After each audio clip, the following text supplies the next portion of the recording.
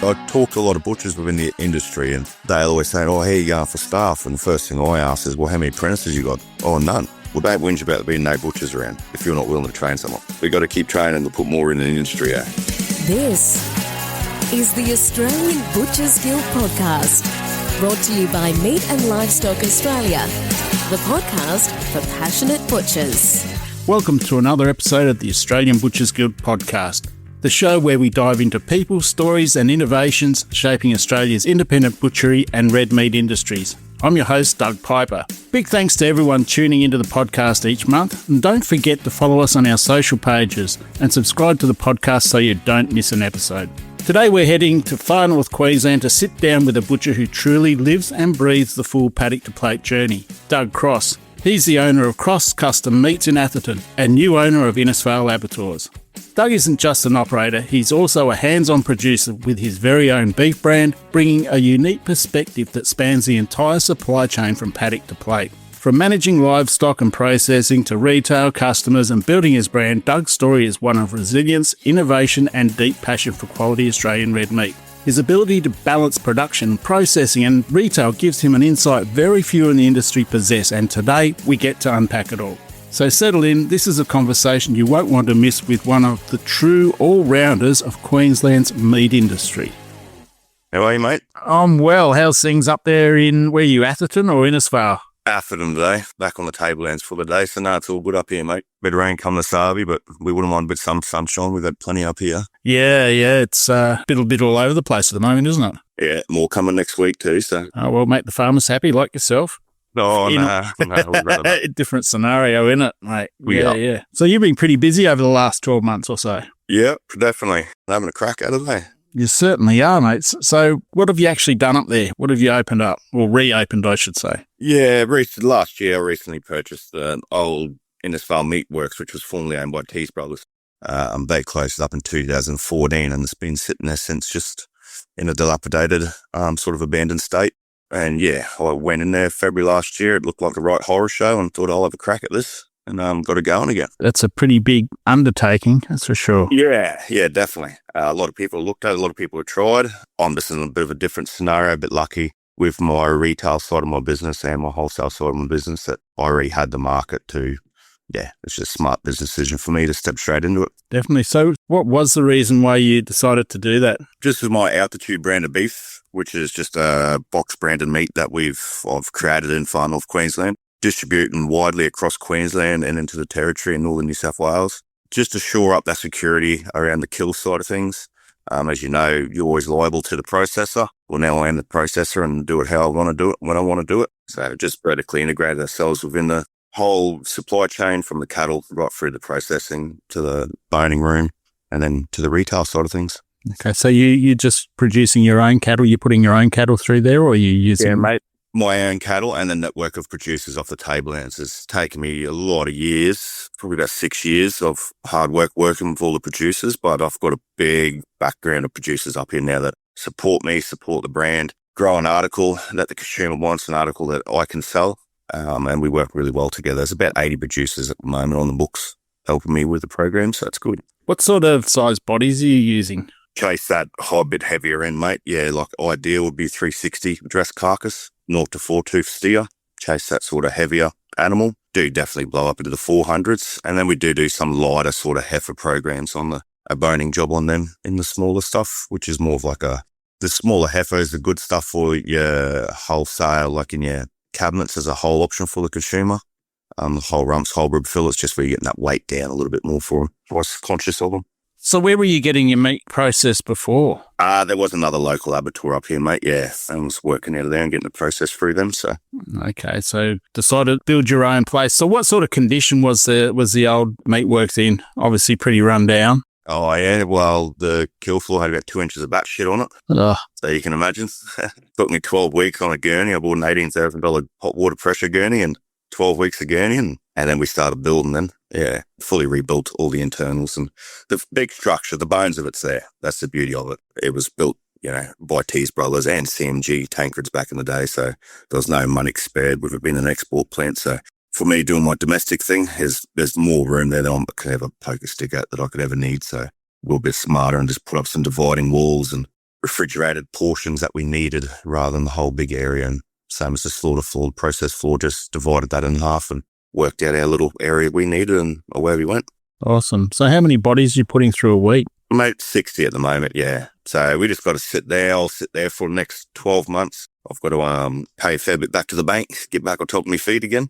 And then we'll look at, we call it stage 2 down there, where I'll get into a few different things. So I'm going to put in a biodigester and go into some organic fertilizer and that for the local banana industry up here out of my byproducts from the animals. And then that'll allow me then to increase my license through the EPA. That's pretty responsible, mate. That's helping the whole community that way, isn't it? Definitely. In North Queensland here, like with the Great Barrier Reef right on our doorstep, the farmers up here are restricted on how much artificial nitrogen they can put onto their pasture and to their crops.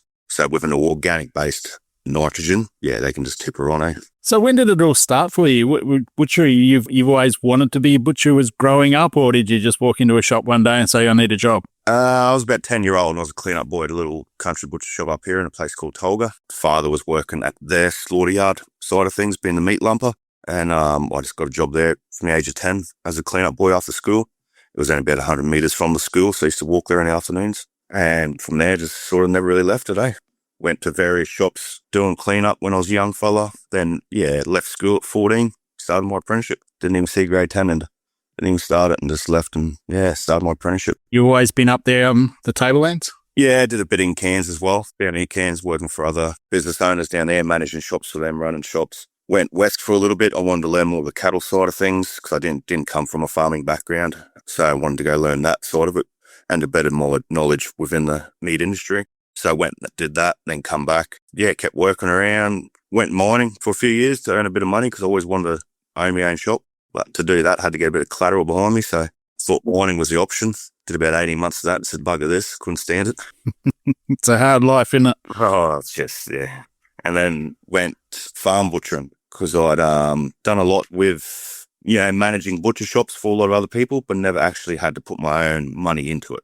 It was always someone else's money I was playing with. So I always thought it was the smart step to go is I went farm butchering. So worked for myself as a sole trader, running around the Tablelands. Just had to control a business that was my own money and was very successful at that. Did about 4 years of that and then worked out, well, I've only 2 sets of hands. We better do something here to get some more hands and some more income for the business for what I wanted to do. And same thing, like the butcher shop, mate. When I built that 9 years ago, it wasn't a butcher shop. It was a greengrocer. I went in there, took over the lease on the building and completely gutted it and built a butcher shop from square one in a position that a butcher shop had never been in the town and just, broke all the myths and concepts and it's not in a centre. Yeah, I remember going up there for a holiday with my wife probably about 7 or 8 years ago. We went up there and I walked into the shop and had a look around. It's a decent shop. It's a beautiful looking shop too. Yeah, it's a big shop. We've done a bit more in there since then. But it's a big shop. It does well. The Atherton Tablelands, it's a very nice area and it's a pretty wealthy little area. We've got a lot of a farming background up here with avocados and stuff like that. And I just thought Atherton needed something decent. It's always had these little butcher shops that I'd worked at for all of them, but all these little, tiny little outdated things. And I thought, let's do something decent, see how it goes. And same story with that, put the nuts on the line, banks wouldn't lend me because it was a startup business. I sold the house. Any profit we made out of that, just tipped it all in and away we went. Could have gone to casino, put it on red or black. It might have been easier. Could have been a different story too. Yeah. Very different. So the shop itself's been going for about 9 years. Much other competition in the area up there? Or? Yeah, mate. Yeah, definitely. Really? Definitely. But I don't, there's butcher shops. There's quite a few of us up here. Yeah, okay. But I don't ever really worry about competition or look at it. Competition's healthy. Yeah. We've all got to be in this together. There's enough of it around for all of us. And it doesn't matter, I believe, whatever area you're in. There's enough for all of us small butchers, but we need to be in it together to go against these bigger fellas. We got to work together. The big fellas have the monopoly over us. So it's good now that I believe in the last probably 5, 6 years, probably COVID, that us little fellas are starting to really shake them up a little bit and band together and work together to tackle the bigger boys. Since COVID, we've seen less butcher shops shut down. It's really slowed down on that part of it. And we've even, obviously, it's always going to be attrition along the way. You're always going to have that odd one or two drop out. But Then again, we see a lot of younger guys coming into the trade too, buying shops. I think Susie Rogers, I don't know if you know her, you'd know her. She's just gone into a shop down there in Brizzy, so good luck to her, and hope it works out well. But it's good to see them, having a crack, not scared to have a crack. That's the best part about it. Yeah, I think a lot of that, there used to be real bad, maybe probably just North Queensland, there was a real bad and the mentality around all the different butcher shops. No one got along, no one wanted to talk, but that's something that the younger generation, I try to think of myself as a younger generation too, we're all trying to change that. We got to work together. Yeah, let's all just do it together and work as one team, I believe. Yeah, we've spoken about it before on a lot of other podcasts, and we're no longer each other's, as you said, we're no longer each other's enemy. We got to support each other, and the supermarkets do their own thing, but as you know, we can do it. Well, independent butchers can do it a hell of a lot better and a lot quicker. Definitely, and it's a trade that I think starting to come back a little bit too. I'm pretty passionate about that, and with the younger fellas, just getting the apprentices, getting them back involved in it. There's so much more to just standing in a room cutting meat all day within this industry. It's a great industry to be in, and there's so many different levels and aspects you can go within this industry. And cutting meat out of benches is a good starting point, I believe. It gives you a routine, gives you something to do, it gives you a skill. You're learning about anatomy. You get to become a very skilled person, because not everybody can cut meat. Yeah, I remember when standing at a bench one day in a wholesale place down in Brookvale in Sydney,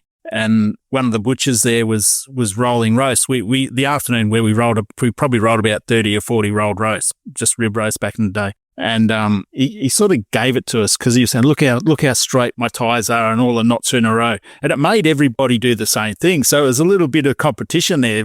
And I still recall those days where, we'd all stand there. There's about 4 or 5 of us rolling roasts in the afternoon, and everyone would say, how was that? Oh, I know you're a bit out there. And it was healthy competition. It's great. Yeah, no, definitely. We do a fair bit of that within my business too, within my staff. Like, I've got a good core of team members there, and they all fight for the same dream too. So yeah, it's pretty good. Do you have much trouble, speaking of staff, how do you go getting or sourcing butchers or tradespeople up there? Any trouble? No, we're pretty lucky up here. Being a sort of rural regional area that there is around, but we do put a lot of apprentices on and run them for tradesmen. And look, people come and go. They're always going to. That's just part of life, eh? I talk to a lot of butchers within the industry, and they'll always say, oh, here you are for staff. And the first thing I ask is, well, how many apprentices you got? Oh, none. Well, don't whinge about not having any staff. Don't whinge about there being no butchers around if you're not willing to train someone. We've got to keep training to put more in the industry, eh? Definitely. I was talking to a guy today from Tassie, and he's been in his shop I think he's been in there for over 20 years. And he said he's put on over 20 apprentices in that time, and that shows in his business, because he's got 2 apprentices now. One's I think she's just about to come out of time. And the other young fella, he'd be just going into his 2nd year by now, but he's always got this ongoing rotation of apprentices coming through the shop, and they end up staying with you. Yeah, they do. And even if they don't and they move on, they'll come back one day maybe. But at least then there's more in the industry. If someone's got, I've got 7 apprentices there at the moment. You just got to just keep putting them on and keep training them up. And, you do the hard yards for the first 12, 18 months, and then they become useful. Are you breaking any beef in the shop now, or are you just doing it at the processing facility? No, it happens in my boning room, yeah. So the way my business is, I've got the butcher shop on sort of the main drag in town. Across the road, I've got a big processing room in there, which is my boning room. Down at Innisfail is where I've got my abattoir down there. Yeah, so we just process down at the abattoir, truck them up as quarters of beef in the truck, and then bone them all out in my boning room in Atherton. It's a good thing for the apprentices to learn too. You're putting them in there to bone out the beef, or teaching them to bone the beef as well? Yeah, definitely, and even on the slaughter floor too, and the cattle side of things too. I've got my own farming operations and that up here that I've built, and cattle run around, so they work the cattle as well and stuff like that. Oh, right. That's a little bit of a change to standing in the butcher shop. Yeah, no, it is good. Mixes up the week. What sort of cattle are you running? I chase for that black cattle, but up here we do have to have a Brahman content in them, just with our flying tick from the North Queensland and our heat. But yeah, so Brangus is the predominant breed, which is your Angus over Brahman.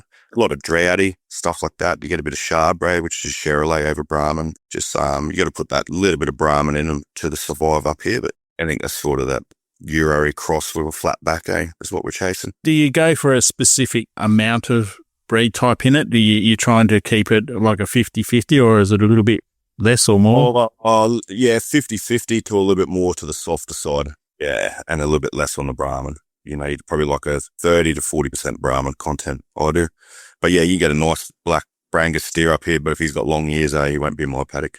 On the truck. What sort of your customers up there in Atherton? You mentioned that's quite a wealthy area, I suppose. But are they a lot of red meat eaters, or they're white meat eaters, or a bit of everything? Big mixture. Definitely red meat. Red meat's front and center within my window. Always has been. Even before the Altitude brand, it was always that. And then once we've done the Altitude brand, obviously we're trying to push our branded meat in there. We still buy a lot of other brandeds. We work a lot with the other wholesalers out there and buy all sorts of brands. But yeah, definitely red meat. Sausages, real big hit, North Queensland. Crumb steak, incredible, North Queensland, and stuff like that, yeah. But they're big spenders because we're a standalone destination. They come in and they're buying for quite a few nights. So the customer spend's quite high. Oh, that's good. It's what you want. Definitely. The brand, Altitude brand, how valuable's that been to you? Yeah, really good. Incredible. Yeah, it's something that I was pretty passionate about. A little farm that I bought, it's about 120 acres. It was a little bit bigger, had a bit of rainforest that I subdivided and sold off. But it's about 120 acres of pasture. It's in a place called, I'm going to say Evelyn, Ravenshoe. So Ravenshoe's got the highest road in Queensland. And where I am there, my farm, it's the second highest road in Queensland. So that's where we've got an elevation of 1,330 meters above sea level. Like we're in the clouds. Bloody and hell. That's where the altitude come from. I was up there slashing one day on my tractor and I went, altitude, that's the name for it. That's what we're going to do. And it's just in relevance, like with our location within Queensland, being up in the north, our elevation there, and then in relevance about what we do. We try to be the peak at the top of our game. We want to, put the best cattle we can in there. So it's all in relevance to that. Yeah, right. It's a good story, and it's a great brand too. You know, you've obviously well received by a lot of Queenslanders and over in the territory too. I was actually talking to Rod the other day, and he said that you were putting it in over there. Yeah. No, it does very well. And I think a lot of it is not being one of the big ones, just being a husband and wife show. We do sell to the wholesalers, obviously. They've got the supply network. I can go direct if I wanted to and sell to the butcher.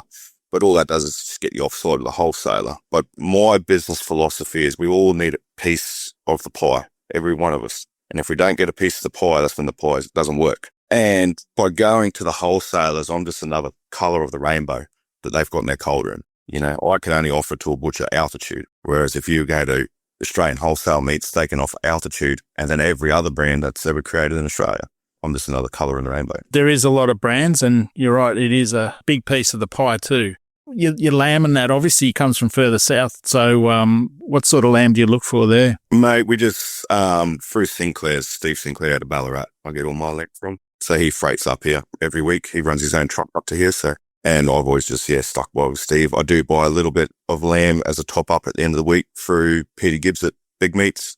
They're just your Kiwa Valleys. And then I buy my pork all through Gibbsy out of Big Meats, out of his Better Pork program. So beef would be the main protein that you sell each week? Weight-wise, yeah, definitely. Yeah. And what's their favourite cut up there? What are you always running out of? T-bones. Really? T-bones? Yeah, T-bones. Wow. T-bones, rumps, yeah. But like in my shop, we fillet. Like even a rib fillet tray, we use them. I forget what they're like, 11 by 14, but your hard plastic display tray. So you can get 9 rib fillet steaks to a layer, but we'll fill that any day of the week, about 8 layers thick, And the boys be topping it up in the afternoon. Just big steak eaters up here. And what about value added? Do you do a lot of value add stuff up there, or is it just basic? Or no, a lot of value added. Got a really handy butcher at the front there, Roland. He's a chef and a baker by trade. Worked for me for 3.5, nearly 4 years now, and put the knives on him. And we were doing a lot of it ourselves, just as butchers, being butchers. But you get that other set of hands there, it's pretty good. A pastry chef would certainly come in very handy in a lot of butcher shops. I've got an Italian fella there too at the moment, actually. He's over here on a working visa, and he owns his own pastry, I don't know what you call it over in Italy, his own business over there. And so he's here doing my pastries at the moment for 3 months. He's one of the, awesome. Yeah, holiday in Australia. That's great. Like, living up there in God's country, I suppose, and working in a butcher shop, doing your job, a little bit different to Italy, isn't it? Yeah. But no, he's got some good ideas, the little fella. It's good. What are your customers generally merge towards when it comes to value add? Like a good pie. Yeah, yeah. We always do some like pot pies, mignons, but a lot of the stuff nowadays, the word value add back when we're doing our trade, you were value adding. But nowadays, I don't even think it's called value adding anymore because the price of the ingredients you're putting in there, you're not actually adding any value to your meat.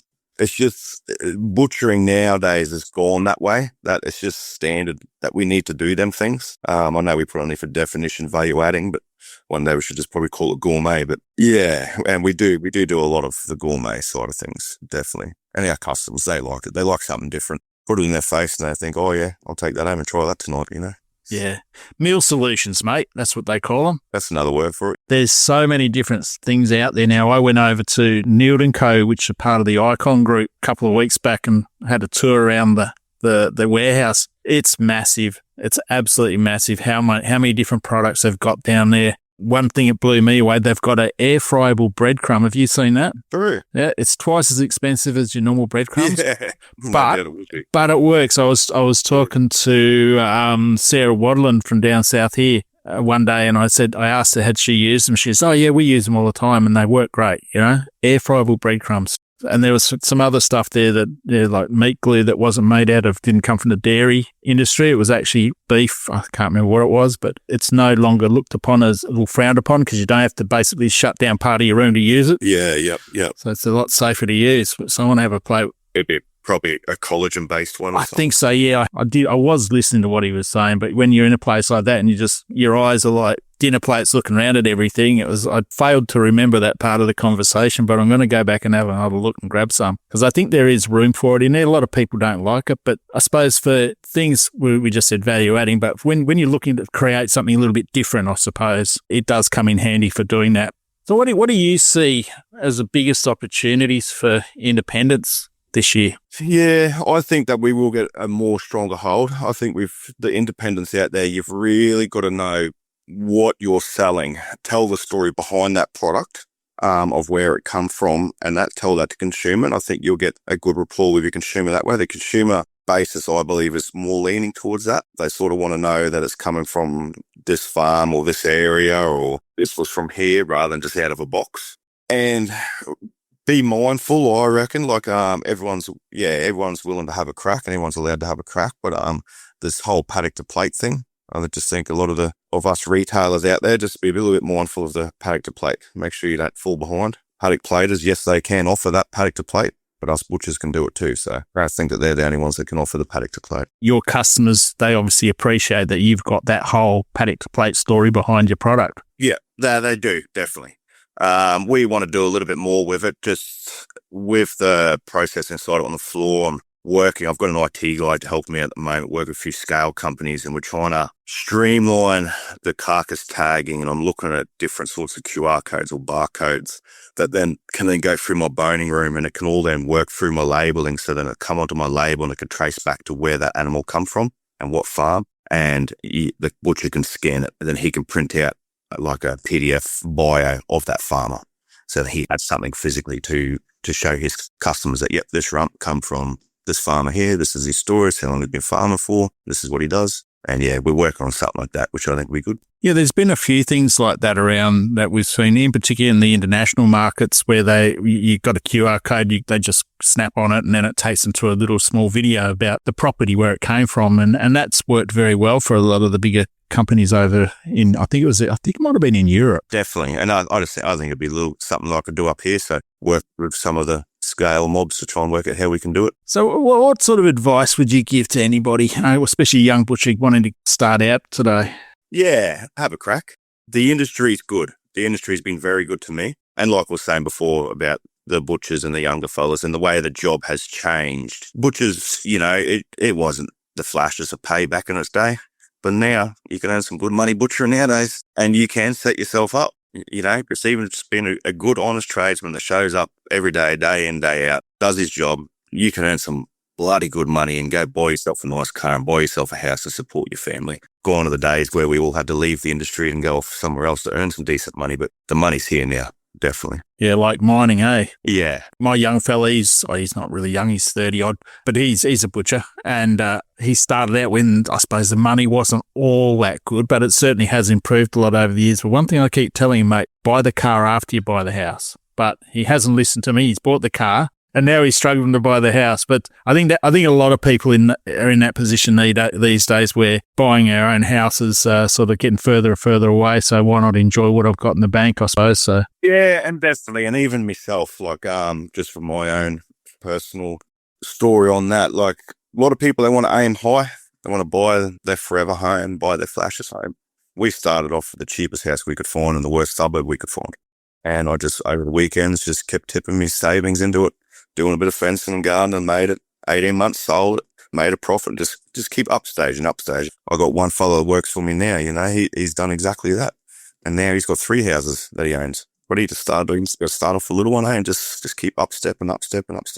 And you don't necessarily have to live in that house either. You can buy it and you can rent it out and live somewhere else if you want. But yeah, I hear what you're saying. And it's a good example to set, I think, for your workers too, is to try and sort of encourage them to do the right thing with their money. Yeah, it is something, and it's something I was very passionate about, even rolling into the back of my butcher shop. I'd like to roll in there, and I want to see all my staff have a nice car. Now, if you roll in there and your staff are flat out putting Ford tyres on the car, well, they're not going to hang around and work for you, are they? No. If they can't afford this, like, they're not going to hang around. They're going to be looking for the next job out there to get out. So look after your staff, make sure they can afford the nice things, and they'll be loyal to you. Yeah, exactly. Well said. So, mate, what's your favourite job in the shop? Oh, mate, I actually haven't been in the shop for a bit. I'm actually going in the shop tomorrow to put the knives on for the first time in about 4 years, I reckon. Oh, wow. They're going to teach me how to do it again. Here's a yobby. Yeah. I like red meat. I like cutting the red meat. But look, I like being at the back bench too. I don't mind being on the sausages and the chicken and stuff like any job. It's all part of the trade. There's not one job I prefer and one job I hate the most. They're all the same. It's all just part of the job. And get in and do it and enjoy it. Butchering, yeah, whatever I'm doing, whether I'm in the boning room or on the slaughter floor or in the retailer. It's all part of the game, eh? What about your favourite cut of beef or lamb? T-bone. I thought you'd say that. Yeah, T-bone. North Queenslander, eh? Love T-bones. What do you do in your downtime if you ever get any? Fishing and spending time with the kids. They're my biggest asset that I've got, so spend a bit of time with them. They're at a really good age now. My young fella's 5, my daughter's 7, so it's good fun. Ride a few motorbikes, ride our horses and muck around, go fishing, and yeah, just creating memories for the kids is my hobby. Yeah, and what a great place to do it too. Definitely. Everything's up here. It's all on our doorstep up here. Oh, definitely is, mate. What's right there, Tablelands here, and you got the reef right there, eh? What more do you want? Perfect. I would have moved up there years ago if my missus would have. Rod and Julie offered me a job up there ages ago. Look, come and work up here. I'd love to, but Trudy will stay here. Yeah, what a great job they did in their business too, Rod and Julie. Instrumental. He's a leader, that man. He certainly did they did a great job. Such a successful business. Like Mighty Nice was brilliant. Yep. And this one just sort of that little bit better, you know. And one thing I've taken a leaf out of Rod's business philosophy is whatever butcher shop that he owned or managed, he never tried to change really the demographic that he was serving. He sort of knew the demographic, what he's doing, and he traded that demographic very, very well. And yeah, and he was very successful at doing that. Just hope it continues on. Yeah, definitely. Anything else you'd like to add, mate? 12th and 13th of June, I'll be talking with Tony Morgan, AMIC. We're going to hold the Queensland apprenticeship competition up here in my boning room. Oh, awesome. It's something I was talking there before about the apprentices. I'm pretty passionate about. AMIC, we're sort of looking at different options and maybe not doing it because of cost factors. So I've said to them, use my facility up here and then we'll supply all the meat. I've got a few other sponsors on board and we're just going to hold the competition up here to keep it going for the apprentices. Oh, brilliant. Well done. And we'll if any butchers in North Queensland want to bring their apprentices, talk to the AMIC and then get involved. We'll do it over 2 days. On the Friday, we'll do a farm tour. I'll take whoever's interested, come and look at the cattle side of things. And then on the Saturday, we'll do the competition with all the apprentices. And it'll be run up next to the World Skills rules as well. So right, okay, great. So what dates were those again? 12th and 13th, was it? 12th and 13th of June, yeah. Of June. So everybody, don't forget, 12th and 13th of June, if you've got an apprentice, if you're a butcher up there, you've got an apprentice. Yeah, and you'll see a flyer come out through AMIC. And when we get a bit closer, I'll organise some of the motels to cater for everyone. And we'll try and do I want to do up on a Saturday night, a big dinner. All them comps are really good, but when you're all there, all sort of against each other, it's nice to break that when you can go away and have a few beers and apprentices can relax and talk to each other and network. They will learn ideas of other fellas from the south. Us business owners can network and talk and that. So, yeah, we'll try and make it pretty fun a couple of days. Yeah, sounds like a great time. So, everyone get involved in that. That's a great weekend away, or a couple of days away anyway. Yeah. All right, mate. Well, listen, really good to catch up with you. I don't know how long it is since I first met you at a Sausage King comp up there many years ago. But congratulations. That's what I want to say. You're doing a great job. You're flying the flag for red meat and for butchers up there. And I hope everything really just continues going nice and easy and you get where you want to get. Yeah, no, we will. There's plenty more on the horizon and plenty more hard work between now and there too. So we enjoy it. We love it. Yeah, awesome. Well, I'll look you up next time I'm up that way. That's for sure. Definitely, mate. Call in. Well, thanks, Doug. All the best, mate. Have a great one. Hey, cheers. Thanks, mate. No worries. This podcast is provided for information purposes only. The MLA Group strongly recommends that listeners exercise discretion and obtain professional advice before relying on any information in this podcast.